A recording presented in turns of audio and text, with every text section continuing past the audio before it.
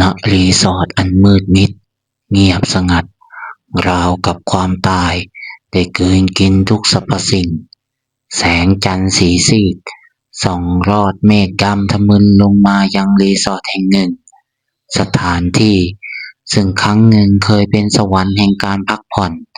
แต่บัดนี้กลับกลายเป็นขุมนรกแห่งความหวาดผวาเสียงลมหวีดหวิวพัดผ่านเรือนไม้สักเก่าแก่ราวกับเสียงกระซิบของวิญญาณร้ายที่ถูกกักขังไว้ณที่แห่งนี้รีสอร์ทแห่งนี้ตั้งตระหง่านอยู่บนเนินเขาลึกห่างไกลจากความเจริญราวกับถูกตัดขาดจากโลกภายนอกแม้จะมีชื่อเสียงเรื่องลือถึงความงามของธรรมชาติโดยรอบแต่ในหมู่คนท้องถิ่นกลับไม่มีใครกล้าเฉียดเข้าใกล้ในยามค่ำคืนเรื่องเล่าถึงวิญญาณเฮี้ยนความตายอันน่าสยดสยองและเสียงกรีดร้องโหยหวน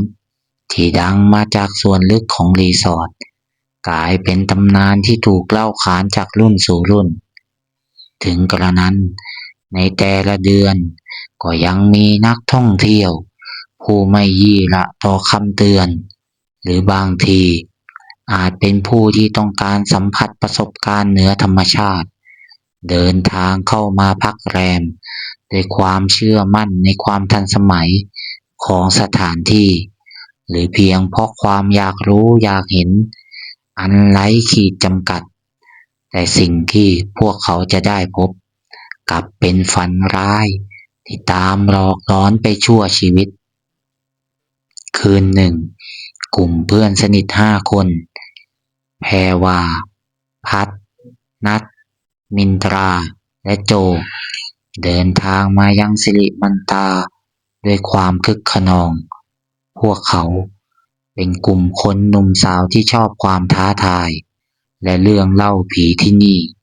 กลับกระตุ้นความสนใจของพวกเขาอย่างมากแพรวาสาวมั่นผู้เป็นหัวหน้ากลุ่ม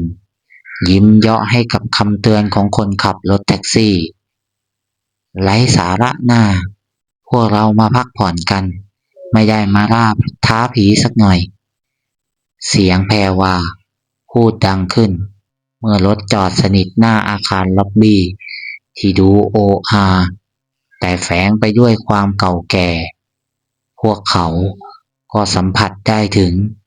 บรรยากาศที่เย็นเยือกผิดปกติแม้จะเป็นช่วงต้นฤดูร้อนก็ตามพนักงานต้อนรับหน้าตาซีดเซียวต้อนรับพวกเขาด้วยรอยยิ้มที่ดูฝืนๆดวงตาของเขาหลุบต่ำราวกับไม่อยากสบตาใครพวกเขาได้รับกุญแจห้องพักที่เรียงรายอยู่ในเรือนแถวไม้สักทึมเทาแต่ละห้องถูกตั้งชื่อด้วยชื่อดอกไม้โบราณที่ฟังดูแล้วไพเราะจับใจแต่กลับให้ความรู้สึกวังเวงเป็นอย่างมากแพรวาและมินตาพักอยู่ห้องเดียวกันชื่อห้องว่าพิกุลส่วนพัด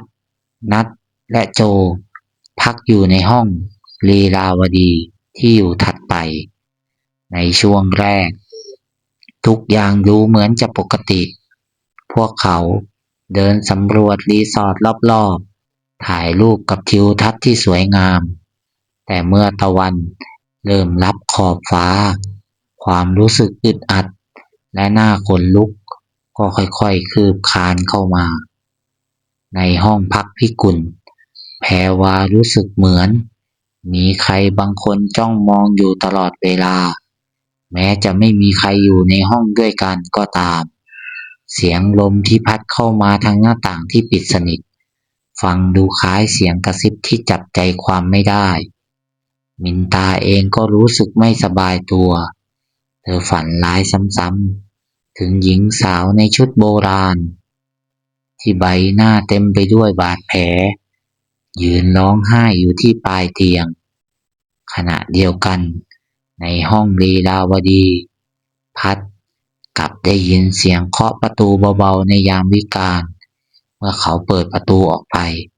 กลับไม่พบใครส่วนนัท ตื่นขึ้นมากลางดึกด้วยความรู้สึกเหมือนกับว่ามีใครมาดึงผ้าห่มของเขาแต่เมื่อลืมตาขึ้น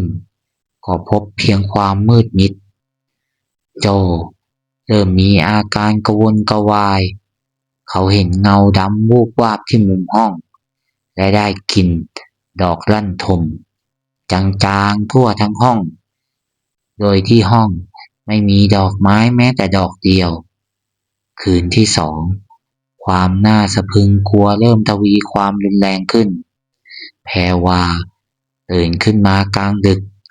ด้วยความรู้สึกหนักอึ้งที่หน้าอกราวกับว่ามีใครกำลังนั่งทับอยู่เธอพยายามขยับตัวแต่ก็ทำไม่ได้เสียงกระซิบที่เคยแผ่วเบากลับดังชัดเจนขึ้นข้างหูประมาณว่าช่วยหนูด้วยช่วยหนูด้วยเป็นคำพูดที่ฟังพอจับใจความได้นิดหน่อยแต่กลับแฝงไปด้วยความโกรธแค้นและความเจ็บปวดมินตรากรีดร้องสุดเสียงเมื่อลืมตาขึ้นมาก็เห็นหญิงสาวในฝันยืนตรงหน้าใบหน้าที่เต็มไปด้วยเลือดดวงตาที่จ้องมองมาเต็มไปด้วยความอาฆาตแค้นก่อนที่ร่างนั้นจะค่อยๆเลือนหายไปส่วนในห้องลีลาวดีเหตุการณ์เลวร้ายยิ่งกว่าพัดลุกขึ้นมาเข้าห้องน้ำกลางดึกเมื่อเขามองเข้าไปในกระจกสิ่งที่สะท้อนกลับมาไม่ใช่ใบหน้าของเขาแต่เป็นใบหน้าที่บิดเบี้ยวเต็มไปด้วยเลือดเต็มไปด้วยความทุกข์ทรมานและดวงตาที่จ้องมองมาด้วยความเครียดแค้นนัดถูกปลุกด้วยเสียงร้องโหยหวนที่ดังมาจากภายนอกห้องเมื่อเขาเปิดประตูออกไปสิ่งที่เห็นคือเงาสีดำขนาดใหญ่เคลื่อนไหวอยู่สุดทางเดินก่อนที่มันจะหันมาเผชิญหน้ากับเขาดวงตาสีแดงก่ำราวกับเปลวเพลิงจ้องมองมายังดุดันส่วนโจพบว่าประตูห้องของเขาถูกล็อกจากภายนอกเขาพยายามทุบประตูและร้องขอความช่วยเหลือแต่ไม่มีใครได้ยินเสียงหัวเราะดังมาจากในมุมห้องราวกับมีใครกำลังสนุกสนานกับความหวาดกลัวของเขาอยู่กลุ่มเพื่อนทั้งห้า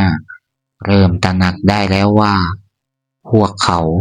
ไม่ได้มาพักผ่อนในสถานที่ธรรมดาอีกต่อไปแล้ว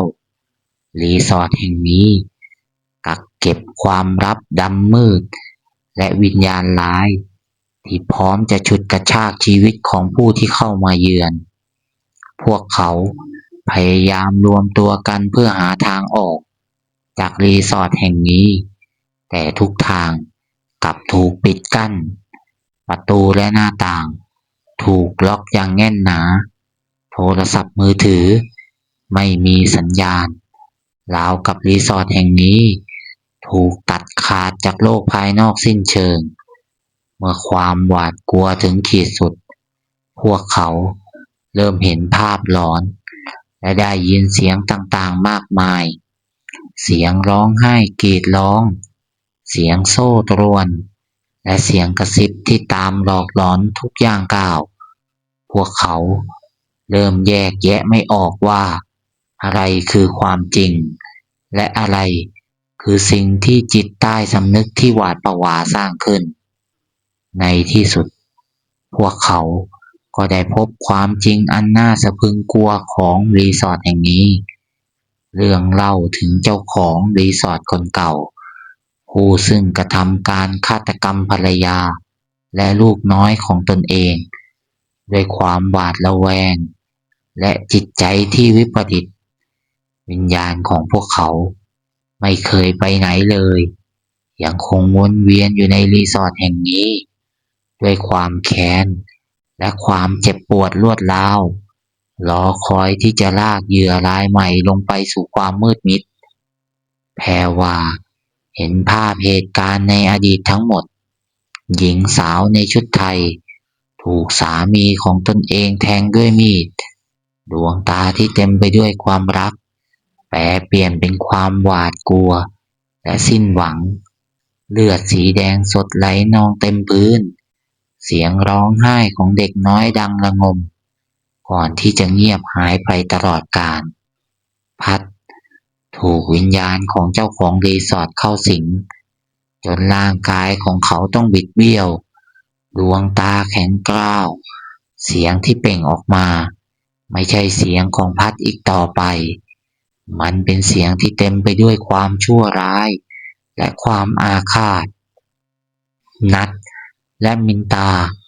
พยายามที่จะหนีแต่พวกเขาก็ถูกวิญญาณร้ายตามล่าอย่างไม่ลดละเงาดำที่เคยเห็นกลับกลายเป็นรูปร่างที่ชัดเจนขึ้นเป็นร่างของผู้หญิงผมยาวใบหน้าซีดเซียวดวงตาแดงก่ำที่จ้องมองมาด้วยความเกลียดชังโจถูกกักขังอยู่ในห้องเพียงลำพังเสียงหัวเราะเย็นเยือกดังเข้าใกล้มาเรื่อยๆก่อนที่ประตูจะถูกเปิดออกปรากฏร่างกายของเด็กน้อยในชุดสีขาวเปื้อนเลือดยืนจ้องมองเขาด้วยดวงตาที่ว่างเปล่าในที่สุด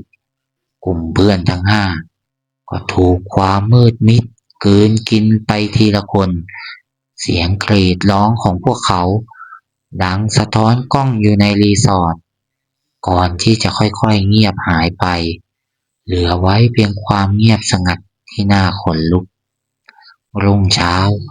แสงอาทิตย์สาดส่องลงมายังรีสอร์ทราวกับไม่มีอะไรเกิดขึ้นพนักงานต้อนรับคนเดิมหน้าตาซีดเซียวยังคงปฏิบัติหน้าที่ด้วยรอยยิ้มที่ดูฝืนๆห้องพักที่กลุ่มเพื่อนเคยเข้าพักถูกทำความสะอาดเรียบร้อยราวกับว่าไม่ได้มีเคยไม่ได้มีใครเคยเข้ามาเยือนนักท่องเที่ยวกลุ่มใหม่เดินทางมาถึงด้วยความคาดหวังถึงการพักผ่อนอันแสนสุขพวกเขาไม่รู้เลยว่ากำลังก้าวเข้าสู่สถานที่ซึ่งวิญญาณร้ายยังคงวนเวียนอยู่รอคอยเหยื่อรายใหม่ที่จะมาเติมเต็มความแค้นที่ไม่มีวันสิ้นสุดรีสอร์ทแห่งนี้ยังคงเปิดบริการต่อไปเรื่อยๆต้อนรับผู้มาเยือนด้วยความงามภายนอกที่ซ่อนเร้นความน่าสะพรึงกลัวไว้ภายในเรื่องเล่าถึงวิญญาณเฮี้ยนยังคงถูกเล่าขานแต่ก็ยังมีผู้คนมากมายที่หลงเข้ามาในวังวนแห่งความตายนี้โดยไม่รู้เลยว่าพวกเขากำลังจะกลายเป็นส่วนหนึ่งของตำนานอันน่าสะพรึงกลัวของรีสอร์ทแห่งนี้ไปตราบชั่วนิรันดร์